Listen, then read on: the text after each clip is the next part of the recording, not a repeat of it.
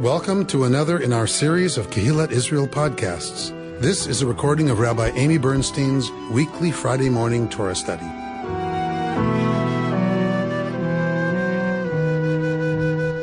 We are in Parshat Chukat this morning.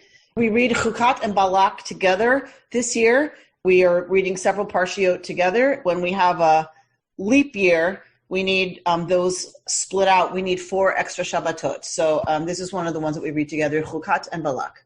All right, so we're in beginning of Parshat Chukat, 19, chapter 19. Something new and different. Vaydaber Adonai Moshe ve'el Aharon lemor. God speaks to Moshe and Aharon saying, Zot Chukat Torah asher tziva Adonai lemor. So we're getting a chok now. And a chok is a law that has no reason behind it, that you can't figure it out why you would do this. That is the definition of a chok. So we're getting Chukat Torah, we're getting some kind of a chok here that God commands. Vayikru elecha para aduma. We are getting the rules, the laws of the para aduma, the red heifer, tmima, which has no defect. We're used to seeing this. We're used to seeing this with everything that could be offered for a sacrifice. We're used to seeing this with the priest himself. Bodily, he cannot have any thing wrong with his, what we would call wrong with his body. So tmima, no defect. Asher en bamum, right? So no defect at all. Asher lo ala aleha ol, that the ol, the what do you call it? Yoke has not been placed on her, ever. And you shall give it to Eleazar the priest, and it shall be taken outside the camp and slaughtered in his presence. Eleazar shall take some of the blood with his finger and sprinkle it 7 times toward the front of the tent of meeting. The cow shall be burned in his sight. Its hide, flesh, and blood shall be burned, its dung included. So this is a Holocaust, right? And the priest shall take cedar wood, hyssop, and crimson stuff and throw them into the fire, consuming the cow. We've seen this before. You've studied with me enough to know, oh, wait a minute, if we're going to have some kind of ritual of purification, some kind of offering or some big-time purification thing, then we have to have cedar wood, hyssop, and crimson stuff, right? When the leper comes back to the camp, we have this many different places. So it's not surprising at all that we see these being thrown into the fire of the para aduma, the red heifer, which is going to be the mechanism for purification. The priest shall wash his garments and bathe his body in water. After that, the priest may re-enter the camp, but he shall be unclean until evening. So this process of preparing the para aduma, the red heifer, the process of preparing it to purify people renders the priest impure. So the priest becomes impure on behalf of the people in order to prepare the detergent that will clean the people, and we're going to see what it cleanses them from. It's interesting that that's not given first, right? The reason for the para aduma is not given first. The instructions for the para aduma is given first. All right. He who performed the burning shall also wash his garments in water, bathe his body in water, and be unclean until evening. So both the priest and the person who's prepared all of this, they become impure. A man who is clean, right? So somebody who's pure, tahor, ish tahor, someone who's in a state of ritual purity shall gather up the ashes of the cow and deposit them outside the camp in a clean place, to be kept for water of lustration for the Israelite community. It is for cleansing. So the ashes are to be taken outside the camp, and it's to be kept in order to add to water that will become the water of lustration, meaning the water that will cleanse the Israelite community, right? All right. Look at verse 9 that's here shaded in gray. Those of you who read Hebrew, look at the end of the sentence. So what is it going to be? Lemishmeret, like it should be guarded and kept for what? Lemei nida chatat hi.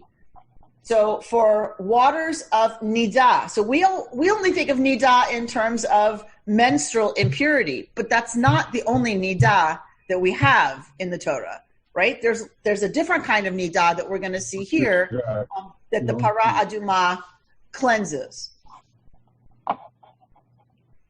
He who gathers up the ashes of the cow shall also wash his clothes and be unclean until evening.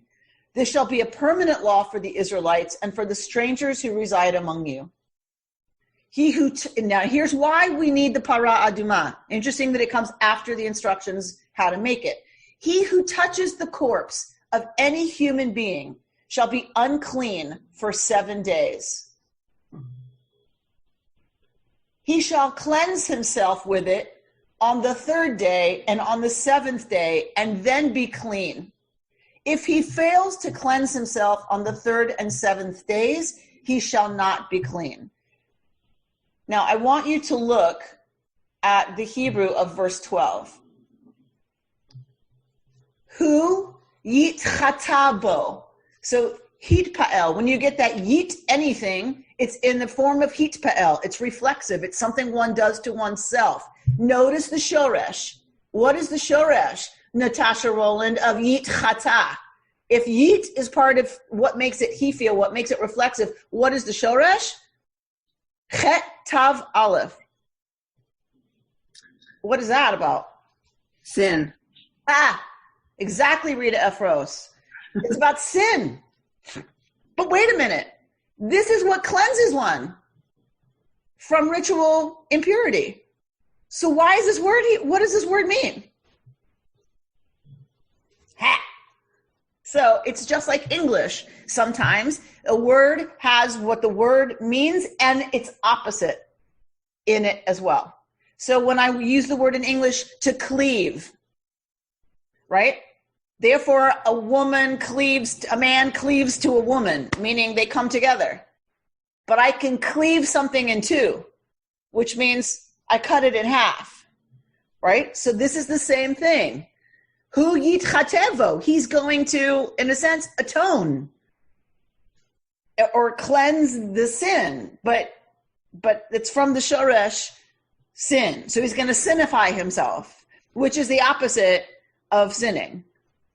So on the 3rd and 7th day, if he fails to cleanse himself on the 3rd and 7th day, lo yitaher, he will not be tahor. Whoever touches a corpse, the body of a person who has died, and does not cleanse himself, defiles the Lord's tabernacle. That person shall be cut off from Israel. Since the water of lustration was not dashed on him, he remains unclean. His uncleanness is still upon him. So if somebody touches a corpse, this is corpse impurity, which we know is the strongest kind of impurity there is. But if the person doesn't take care of that state of ritual otherness that one gets from touching a corpse, then one, notice this, defiles the Lord's tabernacle, right? So the Mishkan becomes actually defiled without the person having to go to the Mishkan. If the person is in corpse contamination and does not take care of that, it automatically, that dross is drawn to the Mishkan. And that, if you don't take care of it, right, is a problem. Since the water of lustration, okay. This is the ritual. When a person dies in a tent, whoever enters the tent and whoever is in the tent shall be unclean 7 days. So the same amount of tum'ah applies when one is just in the proximity, like in enclosed quarters with someone who's died, the corpse. So if you touch it, it's 7 days that you are tameh, and if you are just in the tent with it, in proximity to it in a closed space, you also are unclean for 7 days. And every open vessel with no lid fastened down shall be unclean. So it transfers into vessels as well, which is part of where we get to toivel stuff comes from, like kashrut, like when we have to take care of something because it has been dekoshered. And in the open, anyone who touches a person who was killed or who died naturally or human bone or a grave shall be unclean 7 days. So any kind of proximity to death brings a tum'ah of 7 days. Some of the ashes from the fire of cleansing shall be taken for the unclean person, and fresh water shall be added to them in a vessel. A person who is clean, so someone who's in a state of ritual regularness, someone who's tahor, shall take hyssop, of course, because if it's going to be a ritual about decontamination, it has to involve, right, hyssop. Dip it in the water and sprinkle it on the tent and all the vessels and the people who were there, or on him who touched the bones, or the person who was killed or died naturally, or the grave. So we're talking about the person who touched these things is the one who is sprinkled with the ashes from the para aduma put in clean water. And then the person shall sprinkle it upon the unclean person on the 3rd day and on the 7th day, thus cleansing him by the 7th day. He shall then wash his clothes and bathe in water, and at nightfall he shall be clean. If anyone has become unclean and fails to clean himself, that person shall be cut off from the congregation, for he has defiled Adonai's sanctuary. The water of lustration was not dashed on him. He shall be unclean. All right, already somebody has a hand up. So, Judith, did you want to ask something? Yes. There is a ritual, as I understand it, when someone dies, that there is a person who prepares the corpse, wraps the corpse, and then someone who sits with the corpse for a period of time. Are they exempt from this, or do they have to go through the ritual of cleaning themselves? We don't have any rituals for this anymore. Everyone is only in Orthodox forever, because there's no Mishkan, there's no temple. Okay. Everybody is impure forever. So you. Okay, so we don't have to solve that problem. No, it's not a problem. It's only a problem for people who trace themselves to be Kohanim, to be from the priestly caste. We're not going to get into what we think about that. But they have issues with not allowing corpse impurity, so they won't go to a cemetery, they won't be near a grave, blah, blah, blah, which makes no sense since we have no temple, nobody can be pure anyway. So anyway. Even in Orthodoxy. Even in Orthodoxy. Now, there are levels of family purity that are still observed, so that when a woman is menstruating, she is ritually impure and then has to go through mikvah and those rituals associated, right, with family purity. But a man also goes to mikvah before his wedding. He'll often go to mikvah before Pesach. So, there are levels of purification that we still have, but in general, the system is such that there is no real ritual purity. Okay, thank you. Okay. So then let's go Amy, yes. I realize that we don't like to ascribe to kashrut the idea of staying away from disease, Right. Diagnosis. But I happened to look up hyssop just now. Yeah. And apparently it's used in cooking, but it's got some medicinal uses for both respiratory and for GI problems. And it seems to me that if the reasons for this are a bit cryptic, it could very well be that if you don't want to be in a tent with somebody who's dead, or you don't want to be touching somebody who's dead, and if the reasons for death are infection or something other than quote-unquote natural causes, it could be construed that this is something to keep the Israelites well and not spreading infection. So I'm not, as an anthropologist, I'm not one who's going to ignore, right, the crossover between maybe some things that they saw that were good and efficacious around, right, preventing certain things, that doesn't influence some of these rituals for sure. And the origins of them for sure may have some, root in the medicinal properties of some of these things. It's just that we don't locate meaning there. Right? So I can totally get with maybe that's partly how all of this stuff originates, but it's not where we find meaning. Sure. right? So the meaning comes from, and that we're going to see in a minute, some really beautiful teachings that we're going to see in a minute. The meaning comes from the fact that we can be purified, that we can toggle back and forth. A corpse contaminates forever, right? When it's in the grave, it still contaminates you for 7 days. So the corpse contaminates forever. Only the living person can toggle between pure and impure. Only the living person is able to move from one state to the other. The dead are stuck. They're static, if you will. So it's other places that we locate meaning. Okay, so I know people had their hand up, Brian Searle and Mark. So Brian, you want to go? Let me get this straight. So there's this impurity that you can't see. You don't know if anybody's actually caught it or touched it. It's an honor system. They have to say, look, I touched a dead body today. I need help. It's unseen. We don't know the ramifications or what happens if we go out without a mask. It sounds like what's happening today. This unseen, it causes tremendous fear in our society, and this ritual impurity obviously caused some fear among the Israelites that they needed to be cleansed of it. Hence the ways that these texts are speaking to us because of what's going on in the world right now. Exactly. We understand a little bit about being in a closed tent with a dead body. If you believe a dead body communicates tum'ah, you can get contaminated. You're aware of that in a closed tent with a corpse in a way that is different. Right? So all of us here might feel comfortable social distancing on the lawn and having cocktails with our neighbors on the lawn, but nobody's going into anybody else's home to have cocktails around here. Right? So exactly, these texts are taking on a different resonance for those of us living through COVID-19. It's invisible.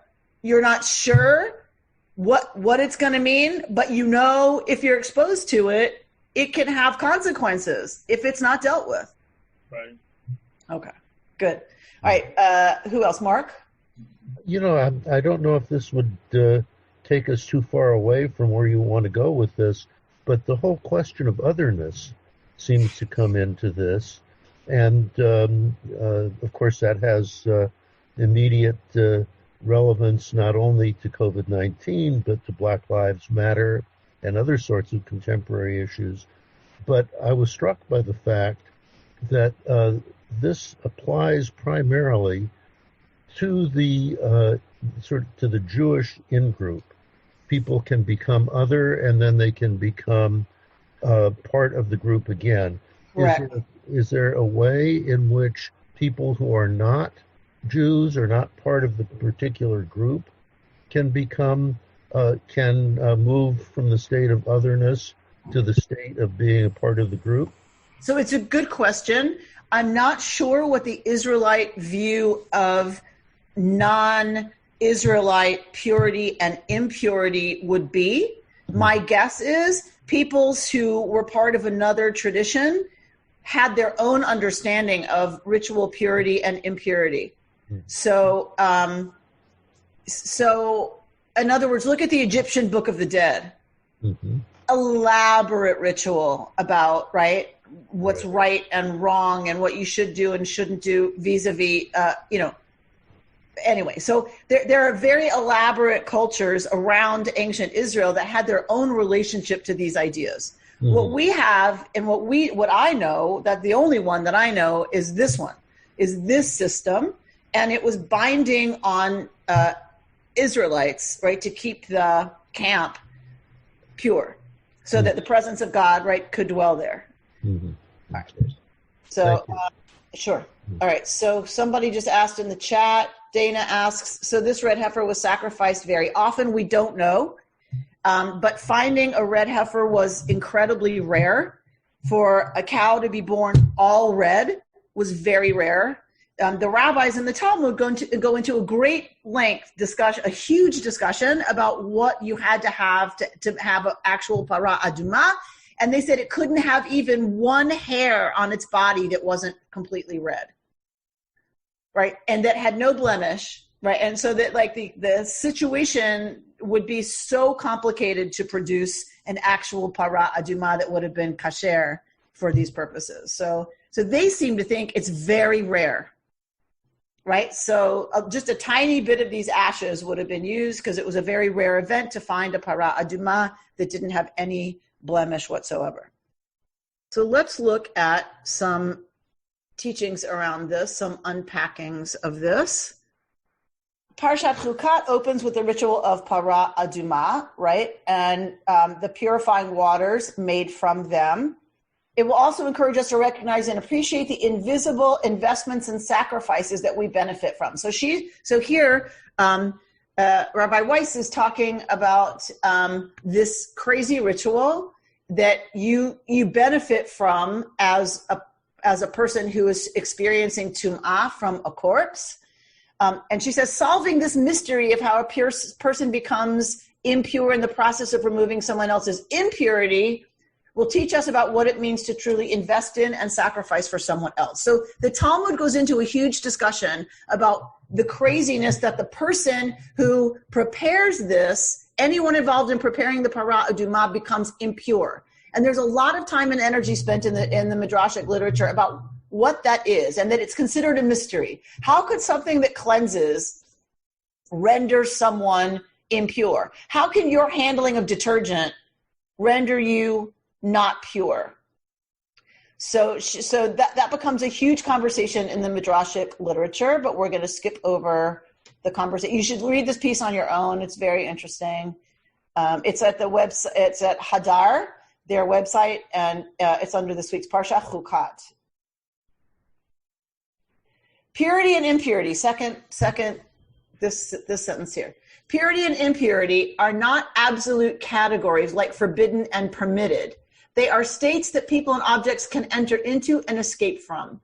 When a human being contracts impurity, it is a temporary state that needs to be remedied, a stain that needs to be cleansed. Death touches us all, and we all come in contact with the impurity it imparts. But unlike death, impurity is a state which is impermanent, right? So I mentioned that a little while ago, which I hadn't really thought of before. And she says, when we pay attention to this quality of impurity, we are able to understand the, quote, mystery, the chok, meaning the part that isn't rational, of the para aduma, and reveal that it is actually quite intelligible. If I have a dirty floor that I would like to clean, I take a mop and a pail of clean soapy water. After I'm done mopping, the floor is clean, and the pail of water is now dingy and disgusting, right? So Rabbi Yehoshua from Sachnin has a question in the Talmud. How could it be that soapy water, which cleans, has now itself become unclean? Because I understand that the water in the pail has absorbed the dirt from the floor. When something is cleaned or purified, the defilement doesn't disappear. It is transferred. It doesn't just go away, right? It's transferred. And in this case, I've been thinking a lot about the frontline workers, right? The people who are dealing with patients who are positive for COVID, or, those of us who are coming into contact with people who are asymptomatic, right? It doesn't disappear when the people are being treated. Things are transferred. The person who leads a scapegoat absorbs some of the impurity, blah, blah, blah, blah, blah, blah, blah. Okay, I want to go down to some of her exploration of the meaning for her of this.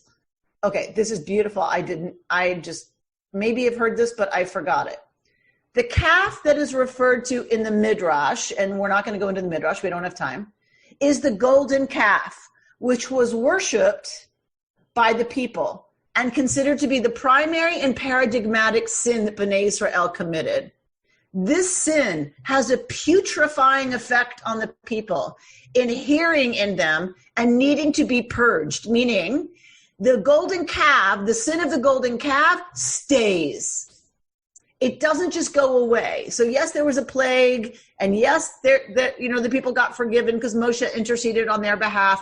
But in the Midrashic literature, the idea is it doesn't really go away. And it continues to have a putrefying effect on the people. And according to this Midrash, purification is analogous to, or perhaps even synonymous with, the cleaning of filth. The mess that was made by the child, the calf, is cleaned up by the mother, the fully grown cow. Although the mother is not at fault, she does the cleaning.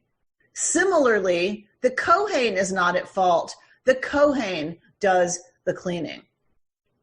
So this fascinating idea from the Midrashic literature that I think I forgot is that why a para aduma? Why a red heifer? So a heifer is a mother cow.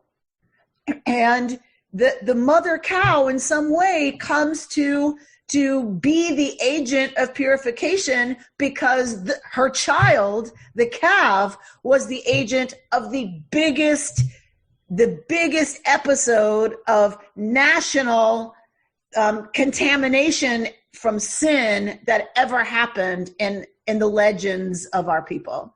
So a very interesting tie to the past, that we inherit in some way some of the guilt still, some of the dross, some of the ickiness of the original sin of the Egel HaZahav, of the golden calf.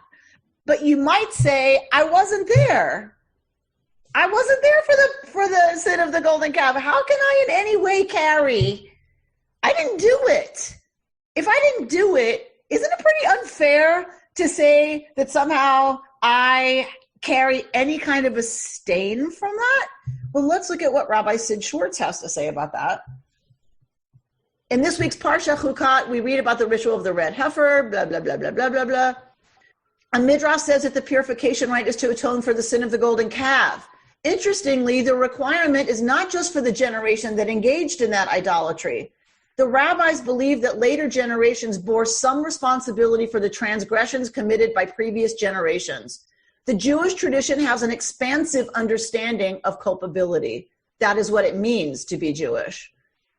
Reading the Parsha this week, juxtaposed to an America that is finally getting woke to the transgression of racism for which we are all partly responsible, the meaning of the red heifer ritual hit me like a ton of bricks. Just because we have averted our eyes to the suffering of Black Americans for generations does not exempt us from responsibility to remedy an injustice that has been allowed to exist for far too long. And yes, it may impact our privilege because freedom is never free. Jews, like most white people, and most of us do pass as white and enjoy the privileges of being white in America, have a host of reasons to deflect responsibility for America's original sin of racism. I have heard dozens of arguments from white people denying that the privileges that they enjoy contributes to the oppression of Black and brown people. But in the end, I can boil all the arguments from a shelf full of books on white privilege down to a poster that I saw at a Black Lives Matter rally I recently attended. It read, "Privilege is when you think something is not a problem because it is not a problem for you." Spend some time talking to Black people about the obstacles they face to access goods daily, to access good schools, healthy food, adequate health care, equal justice under the law, and you too will feel ashamed of the privileges that we enjoy and that we take for granted. Contemplate the statistic that in the year 2020, the net wealth of an average Black family is only 10% of the wealth of an average white family in America. Consider how many public policies have contributed to that statistic. Or put yourself in the shoes of a Black child who is more likely to see police as someone who will harm them than as someone who is there to protect them. Abraham Joshua Heschel said famously, "Some are guilty, all are responsible." I excerpted pieces of his talk that he gave, Jews and Racial Justice, Making Amends or Avoiding Responsibility. That's Rabbi Sid Schwartz, a Reconstructionist rabbi. So Sid, like a lot of us, is seen in the context of the times we're living in. Some of these midrashim start to make a lot of sense, right? The midrash, it says we in some way carry some of the contamination from the Egel HaZahav, the golden calf. How can you say if I didn't participate that I in any way have to deal with that? Well, because that's how it is, right? That we may not see ourselves as racist. We may not feel like we have oppressed somebody else, but we carry a certain amount of ickiness and, if you will, blame and responsibility from the generations of our ancestors, our white ancestors, who have oppressed Black and brown people, who have committed genocide of Black and brown people. And so there was Sid, I had this moment of, oh, right. Like, that's what a lot of us are coming to realize, is that we actually do carry, right, a lot of that, and need to get woke to that, like he said. And like, what's our para aduma? What is going to be our red heifer, like that helps change us, because we're the only ones who can change, people who are alive today. What's going to change us from that state of tum'ah, that state of carrying around some of that dross, right, to people who are more close to tahor, to pure? What is it going to take from us to do that, to make that shift? I think is an interesting question for our time related to the Parsha. All right, so I understand the transfer of impurity, says Richard Rajay, reminds me of the empath from the original Star Trek TV series. Is impurity from the golden calf the same as Christian original sin? Interesting. So certainly there's a tinge, right, of the Christian idea of original sin if we carry, right, sin through the generations. And I know Richard knows enough about our tradition to know that we don't have original sin. This is not that.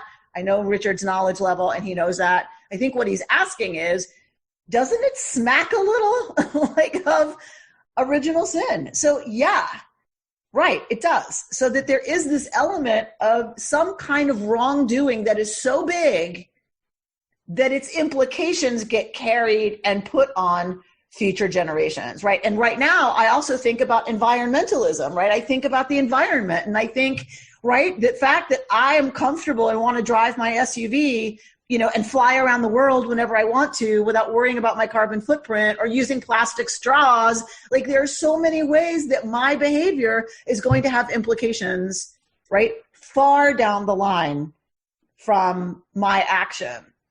And so I think there's this mix in Judaism between, nope, it's who does it and only who does it, and then they do teshuvah, and then they're forgiven, and then we're done with it.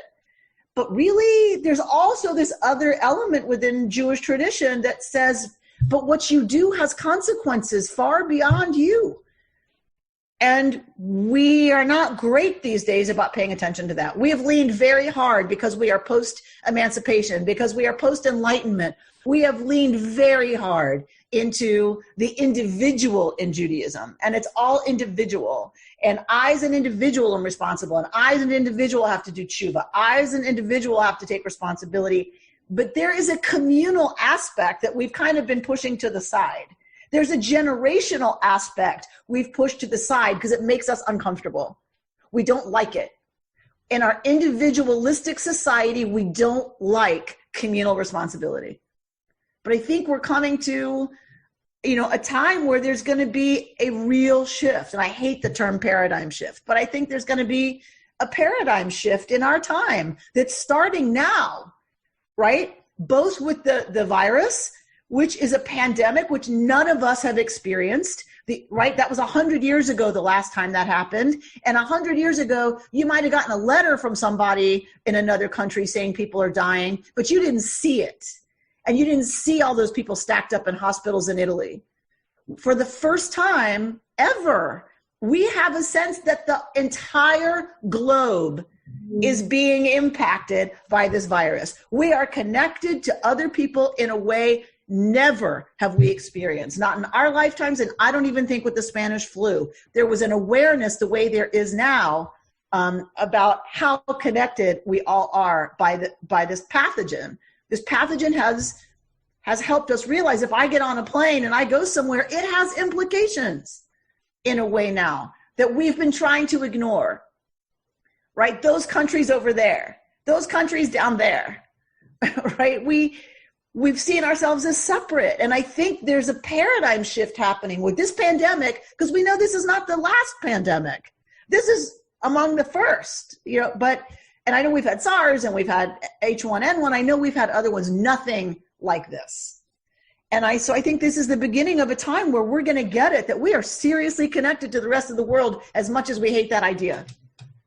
And certainly people involved in the conversation about the environment have known this for a long time. Whatever China's pollution levels are affects us, and vice versa. And I was reading some article that said something about the ozone layer has like healed a lot. Like the hole in the ozone has healed a lot because nobody's been driving, right? The amount of driving has gone down so much that it actually is healing the hole in the sky, whatever that's called. Right? So I think everybody's kind of getting it, that there's something shifting now. And I think it's critical that we be open and really allow the message of that in, really allow it to change how we think and how we behave. It's critical that we start to get it. All right. Everybody good? Anybody have a question? Anything? I just have a comment. I have a comment, Amy. I think Yep. The whole issue of masks and whether we have a social responsibility to other people, or whether it's just about I have a right not to wear a mask. Mm-hmm. And the issue is, do we have a social responsibility, or do we only have individual rights? That's a beautiful other illustration, Bert, of exactly this moment. Exactly right. That it's, I have a right not to cover my face, and you can't tell me what to do with my body because I'm a free citizen of the United States, blah, blah, blah, blah, blah. That is exactly the thinking that has driven so many of our communal decisions for the worse, right? And I'm not saying, you all know me well enough to know I'm not saying we shouldn't have individual rights and that right? But when it comes to my right to contaminate you, the Israelites understood that. You don't have a right to contaminate everybody else. If you are in a state that's going to possibly contaminate somebody else, you have a responsibility to take care of that.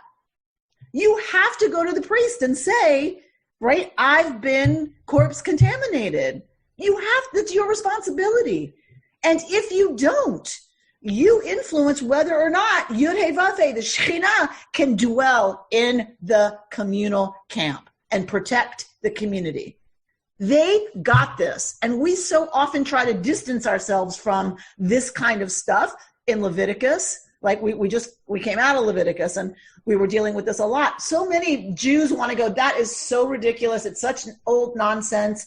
But we're getting it in a different way, that they understood the fury some of us feel when we see people not wearing masks. Mm-hmm.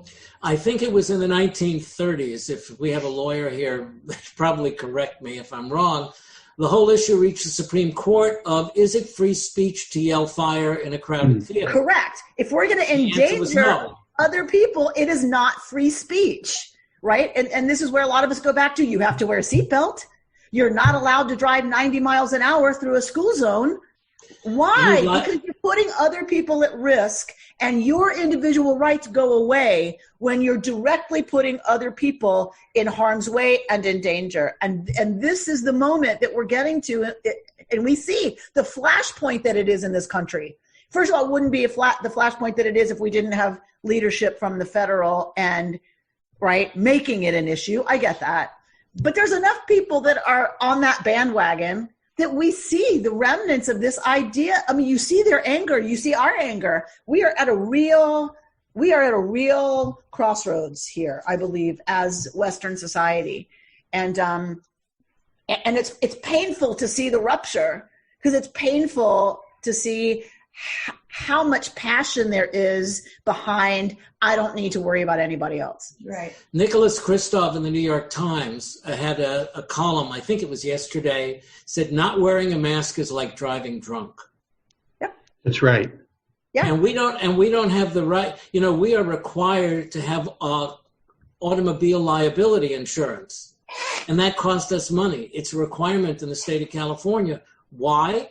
Because if we hit somebody else, that makes sure that person has the opportunity to collect something. Right, has compensation. So there are many things. That's right. Amy, yeah. I do believe that there are some people that are not well informed, particularly in South Dakota and in America or whatever, that think that wearing the mask is supposed to be protecting them, as opposed to wearing the mask is protecting the person next to me. Yeah. Now, it's their responsibility to make themselves informed, but I think this is a good part of the confusion. Right. So confusion and ignorance, I'm going to put aside for a second. You know what I mean? Because that's a different issue. I'm not saying it's not something that we have to deal with, but it's different than, that's a problem with the fact that, again, we have no leadership from the top that's helping educate everybody consistently, right? So I get it. That's an issue. It's a problem. What I'm talking about is we see in our own time, right, the anger and the fury around these two opposing ways of seeing things. Do I have a responsibility to the community or not? When it comes to contamination, that's exactly what the Torah is dealing with. That's exactly the question the Torah is asking and instructing around, saying absolutely you have a responsibility to protect the community from your contamination. Nothing's wrong about you being contaminated, by the way. Nothing is bad or wrong about tum'ah. We are commanded to bury our dead. We are commanded to become ritually impure, to take care of and respect the corpse. So there's nothing wrong with being tameh, right? Just the way they say there's some people who attach value to, like, especially in the Middle East, there's a lot of stuff around people don't want to admit they have the virus. So they're not getting treated, and they're spreading the disease to all of their relatives because it's a busha. It is something shameful to admit they have the virus. So people who misunderstand impurity as bad are in the same spot. They're not going to deal with it. But Torah understood that tum'ah happens. We're human. And as long as we're alive, we're going to toggle between tum'ah and tahara. There's nothing wrong with being tameh. You have to deal with it. You have to go get treated. That's your responsibility. Your responsibility is not to never become tameh. Your responsibility is when you know you are, you have to go seek treatment. Right? It goes back to your priest. And if you don't know that you're tameh, that's what Yom Kippur is for. Right? Yom Kippur is to spray vaccine over the entire community because you might have caught it and you don't know it. You might have caught it and you're asymptomatic, but you're going to spread it. So we're going to give the vaccine on Yom Kippur to everybody. It goes back to your definitions of tameh as regulation, dysregulation. Yes. Natasha? I just see a lot of parallels between what you were just saying. And I know you said it before, but something new hit me now where it's like, it's similar to like mental illness, and the shame attached to that in our society, that there is actually nothing wrong with mental illness except for the shame that people attach to it and the judgment. And it's the same as like, I treat my mental illnesses the same way I treat my physical illnesses. I go to a doctor, I go to a therapist, I treat, the things that come up, and it is the societal application of shame to clean or unclean as a bad or positive thing. I think it's actually like a Taoist phrase that I love that says like, the good and the bad is like the differentiation between the good and the bad is the sickness of the human mind, right? Like it's not good or bad. It just is. It just and is. We have, yeah. And so picking up on that, thank you, Natasha. Rabbi Arthur Waskow wrote a piece talking about the what is it called? I keep wanting to say oxen, but oxen is what he put it on, the yoke. So what does it mean that it can't have been yoked? In the Talmudic literature, when they look at having not been yoked, it means the yoke can't even have touched her neck. She doesn't have to pull anything, not even a centimeter. If the yoke ever touched her neck, she's disqualified as a red heifer that can affect this ritual purification. So he has this interesting take on that, and he said, the power to be cleansed, to be sanctified or purified is essential to every person. Now comes the issue, can Kedusha, let's say purity, holiness, whatever, be yoked? What happens to Kedusha if it is controlled by human desire, driven in a particular direction, which one wishes for, exploited? The answer is it becomes disqualified, unfit, blemished. The power of holiness, Kedusha, the power to transform impurity to purity, must itself be holy and pure.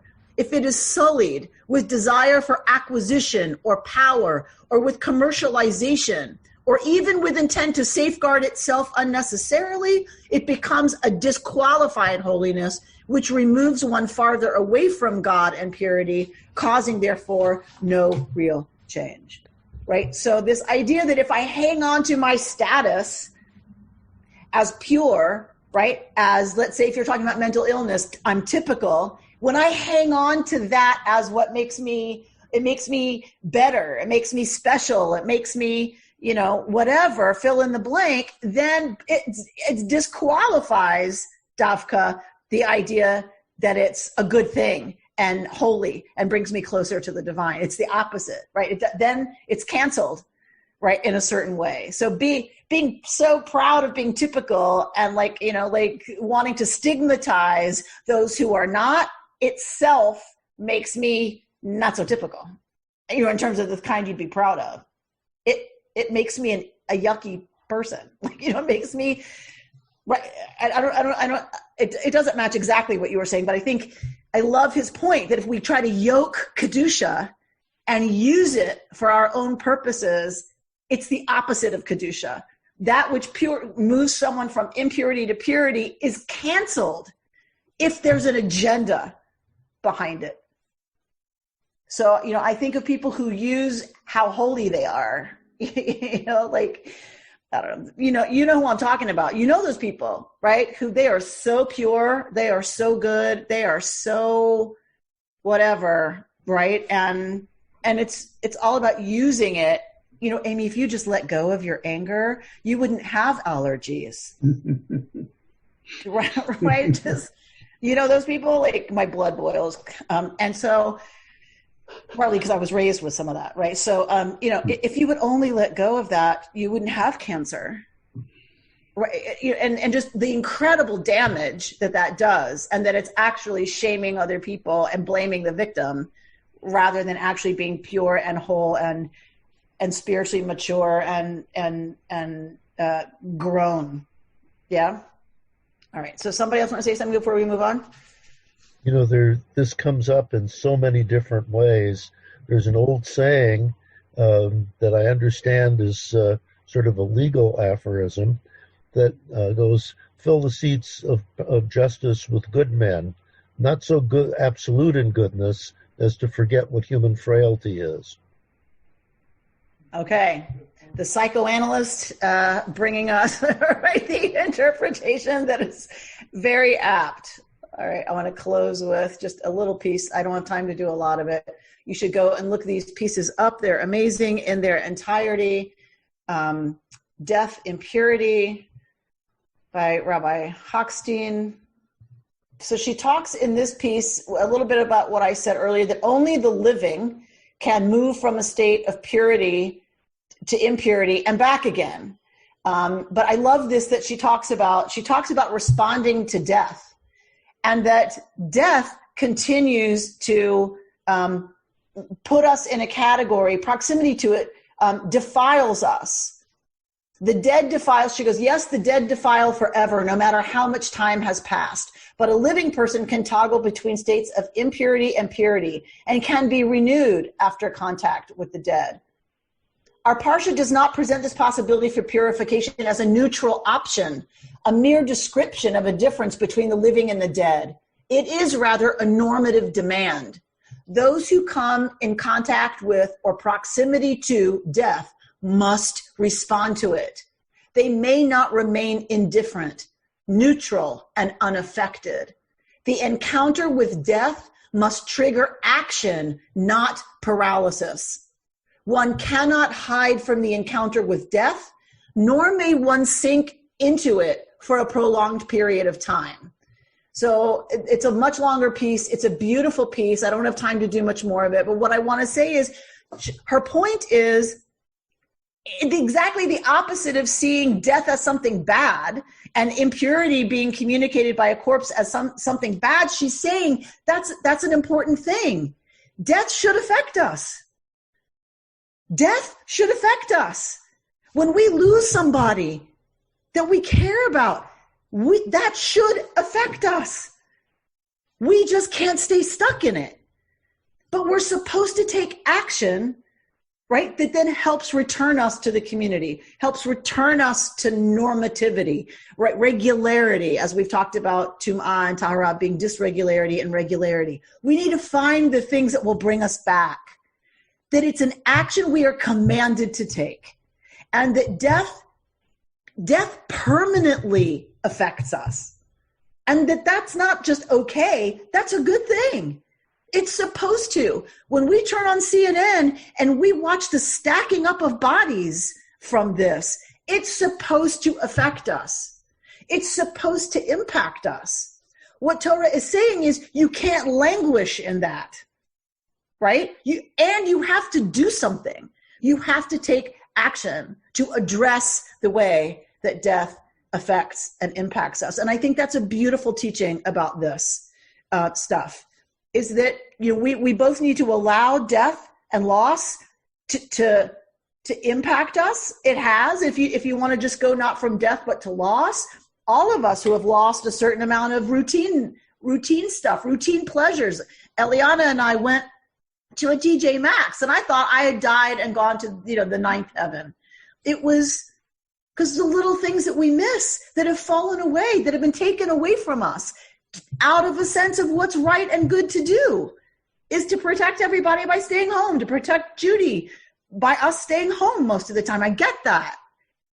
We're supposed to confront the loss and allow the loss and the grief to impact us. And then we're supposed to take steps so that we don't sit in it and just languish in it. Rita, you had your hand up? We were talking about you can't just stick with thinking about the death. I know there's a tradition that after you're sitting Shiva, the first thing you're supposed to do is visit somebody else. In other words, get out of your own head and move back to the community. So I thought that was a good illustration of that transition. Absolutely. And when you finish Shiva, the practice is you get up and walk around the block, right? Your first steps are to leave your house and just kind of walk around your block, to like belong to your block again, if you will, because you've been sitting at home, trapped in a way by the tradition that tells you sit at home. You may want to go to this pool and go swimming, but you're in mourning. You can't. You have to attend and be present to and allow that death to impact you.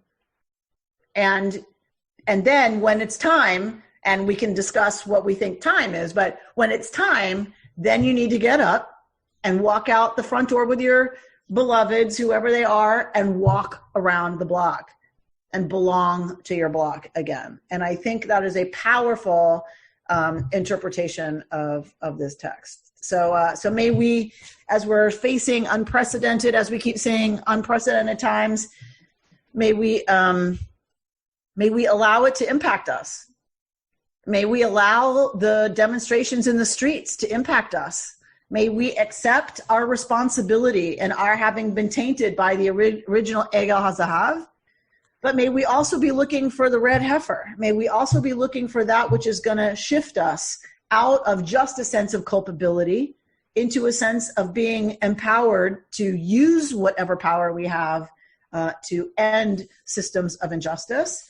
And may we allow kind of the loss of our own time from this pandemic, both to other human beings and to ourselves, what we've lost, may we allow that in, may we allow it to affect us so that we're present to all of that, and may we again find ways that we, like this, I believe this is part of the Para Atumah for us, this is the red heifer for us, is Torah study, right, and meditation. It's being together and doing those things which address the very losses, because this is so filling for so many of us to be together and to learn together and to have conversation that's below the surface, which even of the facts that we're so used to hearing so much talk about.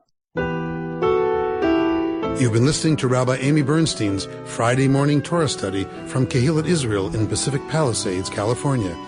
For more information, go to our website, www.ourki.org.